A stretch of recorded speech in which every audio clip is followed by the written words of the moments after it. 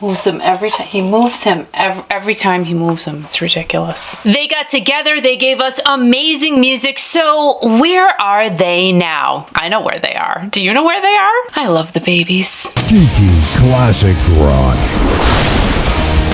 Hey guys, my name is Kiki, and if you are new to my channel, welcome. What I like to do is talk about anything and everything classic rock, pop, nostalgia, you know, the stuff that just makes us feel real good. So if you like feeling good, please consider hitting the subscribe button down below as well as the like button. And of course, our friend, the little teeny tiny notification ding dong bell, because that ding dong bell is not even really a ding dong. It's pretty smart. It lets you know every single time I upload a brand new video, but that's only if you click it. So you gotta click it to get it. And for those of you returning to my channel, I just thank you. I really appreciate, I am not even joking, I appreciate every single one of you, and I thank you.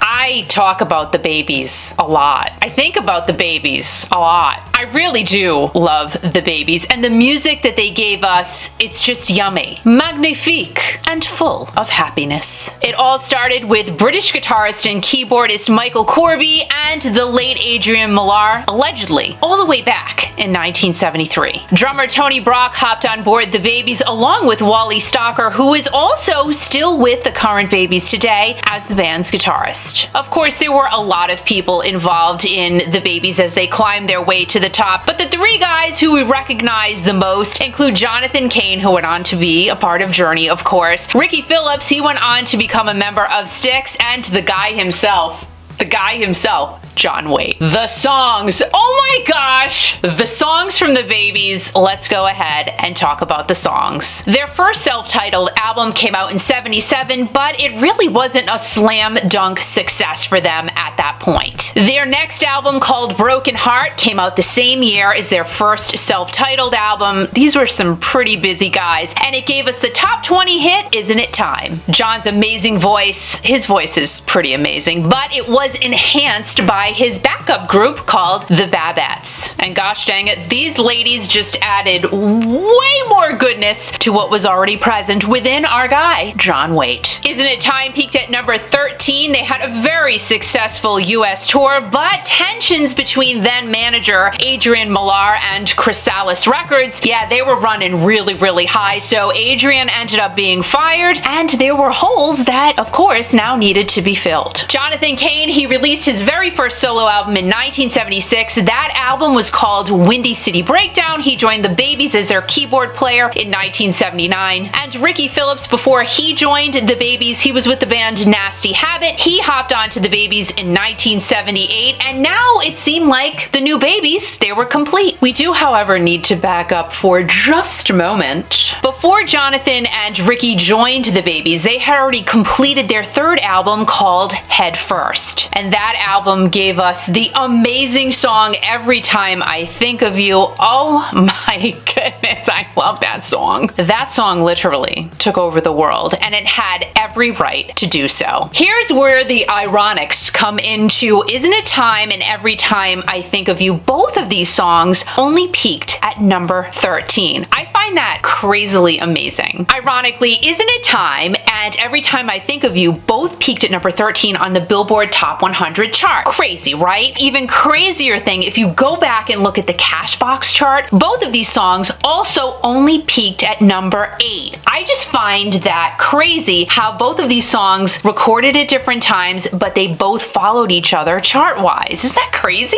Another similarity between the two songs, they were both written by the same guys, Jack Conrad and Ray Kennedy. But if you go back and watch both of these videos, there is an amazingly huge difference in both of them. In the video for Isn't It Time, John had on, you know, basic bell-bottom polyester pants, but in the video, Every Time I Think of You, John had on the tightest of tightest black satin pants, and dear Lord, they look good.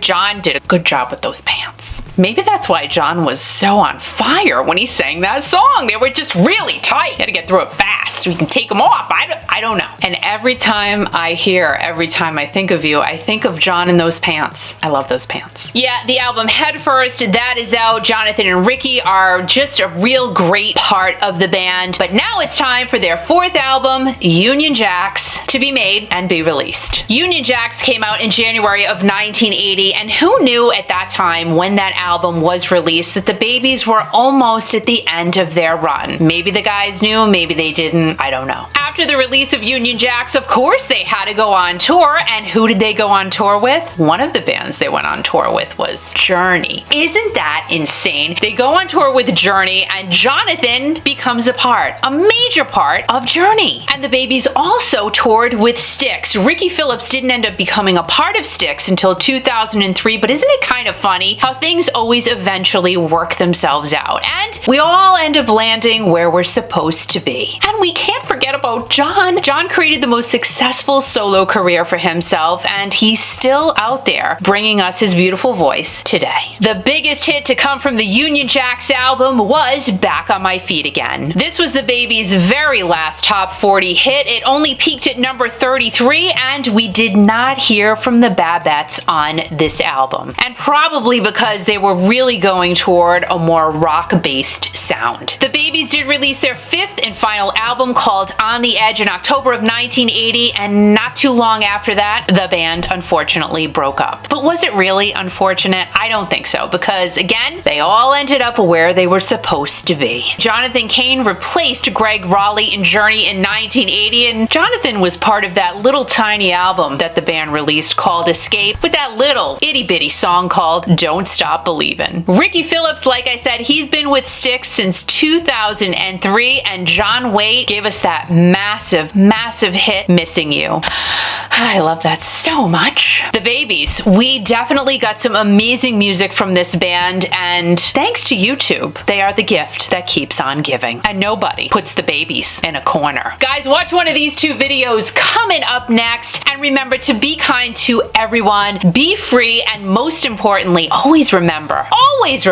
to keep rocking.